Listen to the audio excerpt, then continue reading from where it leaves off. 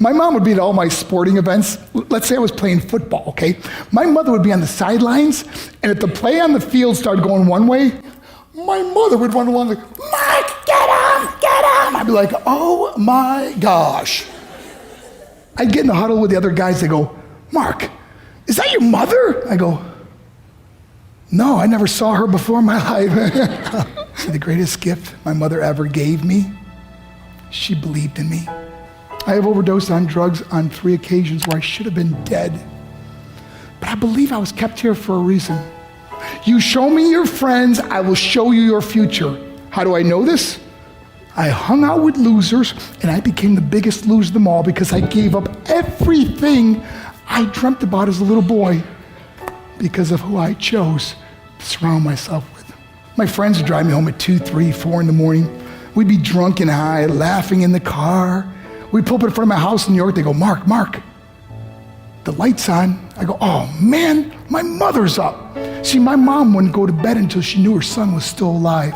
I'd walk in, she'd say, hi, Mark, how was your night? I go, it was good, Mom, I'm just gonna go to bed. She goes, can I talk to you for a minute? I go, Mom, I'm tired, I'm just gonna go to bed. She goes, Mark, I haven't seen you all day and all night. Can I please talk to you? I said, man, just leave me alone. You bug me. I'd slam my bedroom door on the one person who believed in me. I was on a worldwide tour and we were wrestling overseas in Japan. After my wrestling match, I went upstairs in my hotel room and I fell asleep. There was a knock at my door at 3 o'clock in the morning. I got out of bed and I looked through the safety window and I could see it was a Japanese promoter. So I opened the door and he said, Mark, you need to call home. There's been an emergency. I went and got on the hotel room phone. I called back to the United States and said, hey, what's going on? They said, Mark, I don't know how to tell you this. I said, just tell me what happened.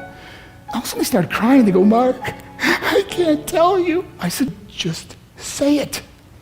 They said, Mark, your mother died. I just threw the phone down. I ran out of my hotel room.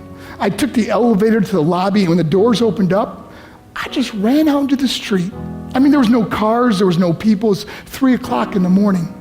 And I walked down the middle of a street in Hiroshima, Japan, and I remember looking up and just saying, Mom, I am so sorry. I flew home for her funeral, and I was so nervous to walk up to her casket, so I just stood way in the back.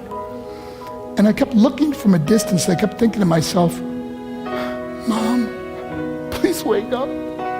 Please get up. And then I finally got the nerve to walk up to her. And as I got closer, I could see my mom for the first time. I mean, she was so beautiful. She was dressed in white. I mean, she looked like an angel. And I just stood over it. I said, Mom, you are my hero.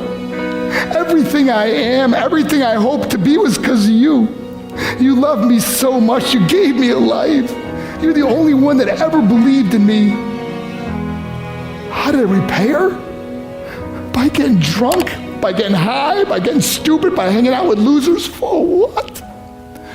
All she ever wanted to do was talk to me. I wish I could talk to you now, Mom. I wish you could see what I'm doing. Why couldn't I have been a better son?